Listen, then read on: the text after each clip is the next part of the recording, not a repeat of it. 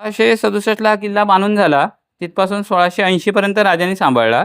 1680ला राजांचं निधन झालं आणि राजांच्या मृत्यूनंतर हा किल्ला त्यांचा 2 नंबर पुत्र राजाराम महाराज यांनी हा किल्ला आपल्या ताब्यात घेतला आणि त्या राजाराम महाराजांनी या किल्ल्यामध्ये या ठिकाणी छत्रपती शिवाजी महाराजांचं मंदिर बांधलेलं आहे. आपण कुठेही फिरताना राजांचे स्टॅच्यू बघतो पुतळे, त्या किल्ल्यावर हे राजांचं मंदिर आहे. त्या मंदिरामध्ये राजांची मूर्ती त्यांनी 1695 मध्ये बसवलेली आहे. फक्त ही मूर्ती अशी आहे की तिला दाढी नाही, बिनदाढीची राजांची मूर्ती आहे. बघा अशी मूर्ती आहे ती आतमध्ये.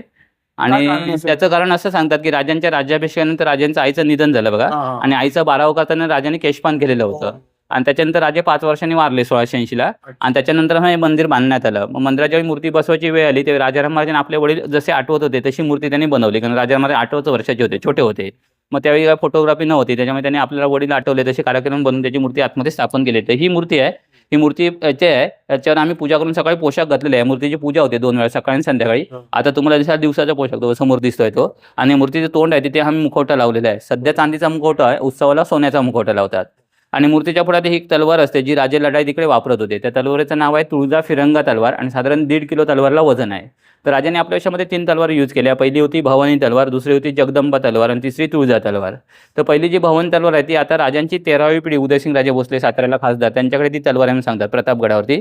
दुसरी जगदंबा तलवार आहे ती ब्रिटिश लोक घेऊन गेले, त्यांच्या लंडनच्या म्युझियममध्ये सांगितली जाते. आणि तिसरी जी तुळजा नावाची तलवार आहे ते मंदिरामध्ये पूजेला ठेवलेले आपल्याला बघायला मिळते आतमध्ये, हात लागलेले. 1.5 किलो वजन आहे. तशी मूर्ती आणि तलवार आहे. आणि हा पुढे सभागृह हा कोल्हापूरच्या शाहू महाराजांनी बांधलेला आहे. तर इथे बाजूला एक नगारखान्याची इमारत आहे जिथे आजही नगारा वाजवला आणि मग राजांची ही पूजा होते. मी दाखवले फोटोमध्ये ती. तर ते नगारा वाजवण्याचं काम मुस्लिम लोक करतात, हिंदू लोक आम्ही पूजेचं काम बघतो.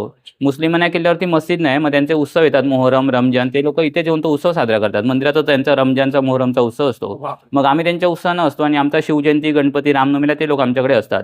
असं हिंदू आणि मुस्लिम पहिल्यापासून एकाच मंदिरात सगळे उत्सव एकत्र करतात आणि असं राजांचं मंदिर स्वरूपातलं एकमेव ठिकाण तुम्हाला किल्ल्यावरती आता बघायला.